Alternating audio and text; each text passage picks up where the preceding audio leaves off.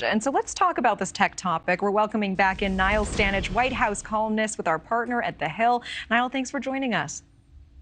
Good to be here, Natasha. Let's pick up on what Joe was just talking about, because both sides of the aisle making a whole lot of noise for weeks now, for months now, about banning TikTok.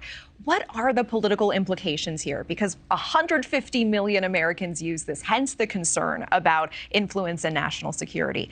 Does either side, does the president want to be the one to actually take this app away from so many Americans? It's such a great question, and I think one of the reasons it's such a difficult question to answer is because there are two competing imperatives or political motivations here.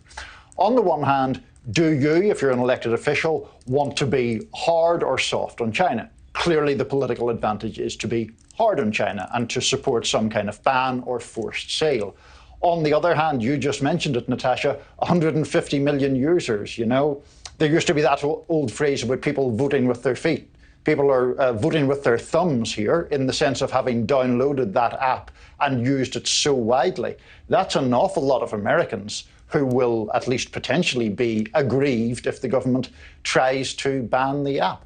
And if it did come down to President Biden ultimately signing and banning this, do you think he would, especially in light of the background of, Republicans fairly or not long making the criticism that President Biden has been soft on China? I don't think we can honestly tell. The Biden administration has been immersed in a very long review of TikTok, and obviously that has not come to at least a public conclusion yet. It seems like he is resistant to an all-out ban, but that is not necessarily a matter of principle. It's because it is actually quite a legally difficult process for the US government to ban a private company or to force a sale. Any attempted ban would almost certainly be ensnared in legal challenges and in court processes for months, if not years, after such an attempt were made. Yeah, and I appreciate that context, but even making the initial move and all of the headlines it would generate and him being the face of a potential ban looming, do you think that would help or hurt him ahead of the next election?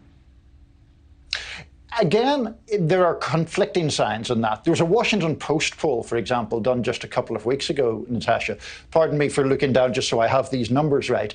Among the all adults, 41% supported a ban, 25% opposed. But those numbers were almost exactly reversed among people who had used TikTok within the past month. They opposed a ban by more than a 2-to-1 margin. We know that TikTok users skew younger, so any ban or forced sale would potentially hurt the person advocating the ban, President Biden in this case, with those younger voters. That may not be a voting bloc that he would want to alienate or rile up in advance of his own re-election campaign. Thank you for watching. Go to newsnationnow.com to find NewsNation on your television provider. And don't forget to click the red subscribe button below to get more of NewsNation's fact-driven, unbiased coverage.